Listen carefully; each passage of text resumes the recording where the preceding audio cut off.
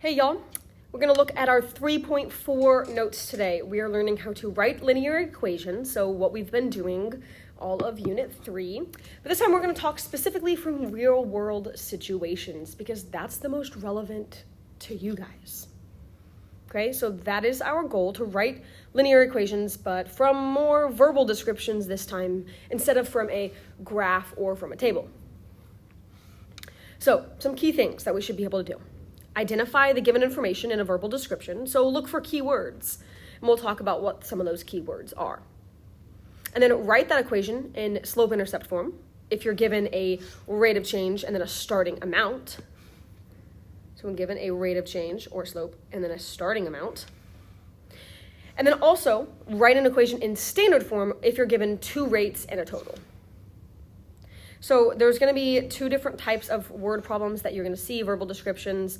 One which would give you a rate and a starting amount, or a slope and a starting amount, and the other that would give you two rates and a total amount.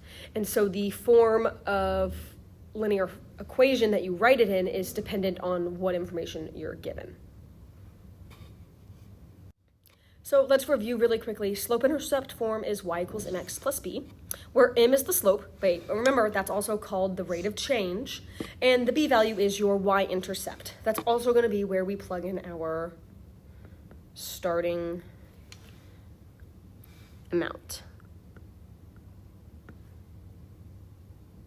So if you look at the top at our second learning target, you notice there's two things I highlighted, the rate of change and then a starting amount. So those are your slope and your y-intercept.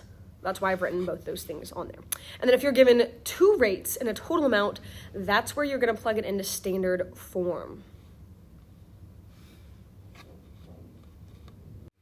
And your A and your B, the A value and the A value and the B value are going to be where your rates will be inputted, and then your C value is your total amount.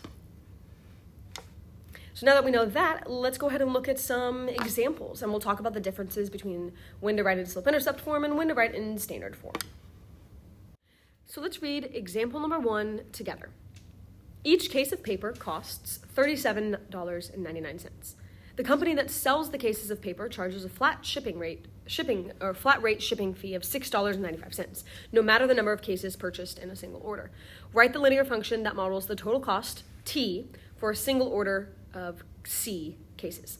So we have our variables. In this case, we're not going to write in y equals mx plus b or ax plus by equals c. We're going to use the letters they have provided, where they say T is the total cost and C is the number of cases. So let's read and see what kind of information we are given.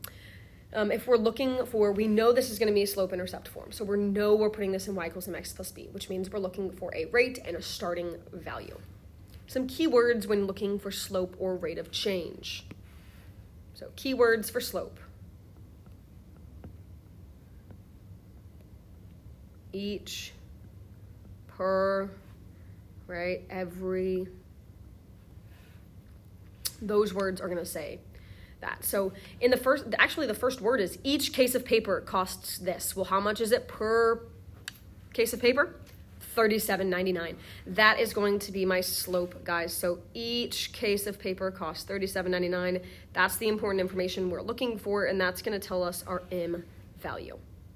Now, to find my y-intercept value, we're looking for that starting value. If we continue reading, it says the company that sells the cases of paper charges a flat rate shipping fee of $6.95 no matter the number of cases. So no matter the number of cases, you still, if you have a shipping fee, are going to owe $6.95. That's that flat rate. That means it's going to happen every single time. That's my B value. Remember, we're writing in terms of T and C, where T is my total cost, which means T is the same as my Y. T equals my slope times the number of cases, C, plus that shipping fee. Okay, and that's going to be my answer, right? It's the cost per case, so times the number of cases, which is C, and then plus that shipping fee, and that's going to be your total cost. If we look at example number 2, we're again looking for, okay, what's the rate of change and then what's the starting amount. So summer is over and the Sanchez family is sad that they can no longer use their pool. The pool contains 10,800 gallons of water and must now be drained. It must now be drained. That might be important. The pool drains at a rate of 150 gallons per hour. Oh, look, there's that key word, per. And it says it's draining at a rate. So that's giving us our rate right there. I bet that 150 is going to be our slope. Write a linear function that models the amount of remaining water, WT, W of t, after t hours. So W of t is going to be our y value in this case. Okay. And then, okay, we're talking about the pool being drained. So how much does it currently have? That's going to be our starting amount. It currently has 10,800 gallons. That's going to be our starting amount. And I'm actually going to write this one in backwards order because we're starting with that amount, right? We're starting with this and then we're going to drain from there. And because we're draining, are we adding water or are we losing water? Hopefully you said losing water, right? And that's correct, right? We're going to be losing water for draining the pool. And we're draining at a rate of 150 gallons per hour, which means we're going to be subtracting 150 gallons per hour. And we said hour is represented by the letter T.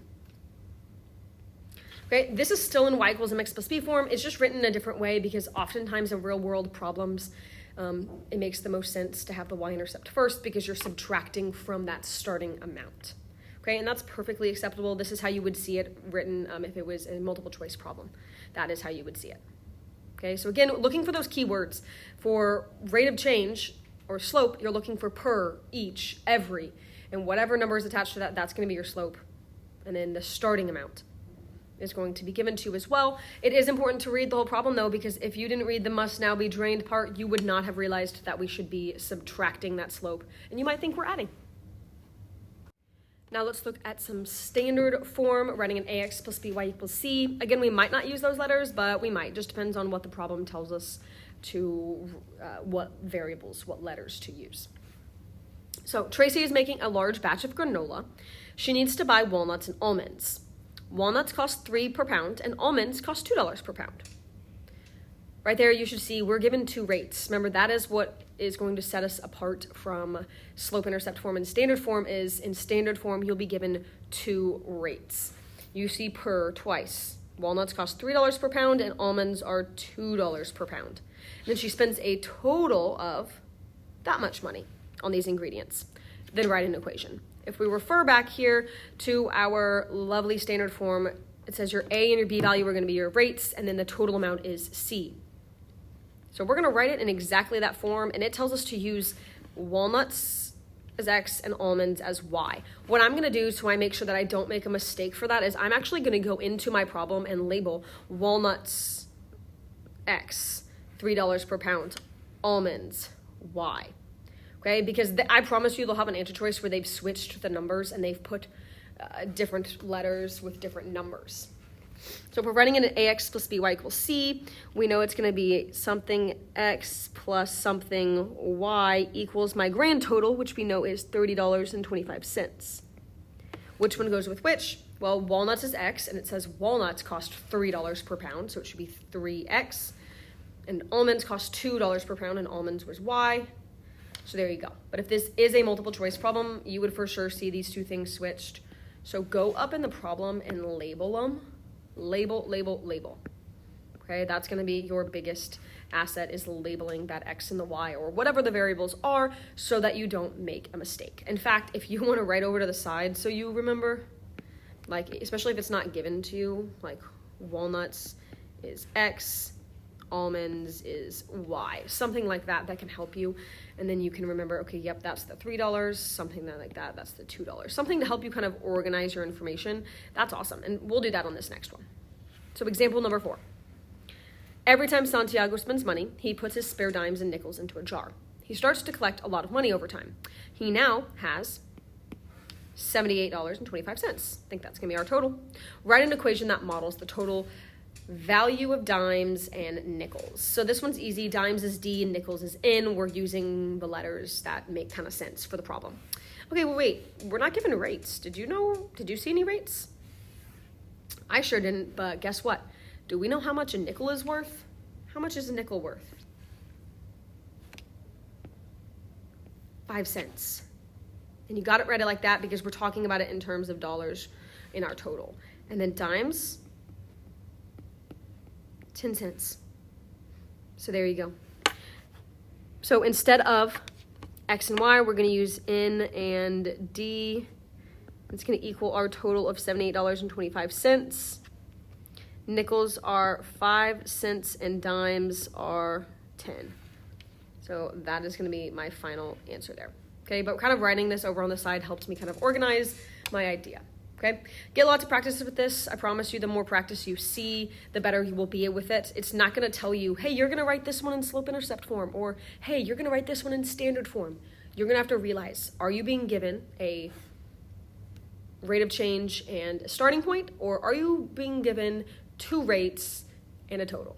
And that's going to determine what form you write it in. Ask your teacher if you have any questions.